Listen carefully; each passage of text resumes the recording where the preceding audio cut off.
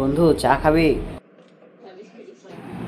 দেখ, চা মূলত এক ধরনের পানীয় যার প্রধান উপাদান হচ্ছে H2O অর্থাৎ জল। এখন যদি দোকানদার আমাদের চা গরম করে দেয় তখন সেটা পৌঁছাবে প্রায় 100 ডিগ্রি সেলসিয়াসে, যেখানে জল বাষ্পে পরিণত হয়।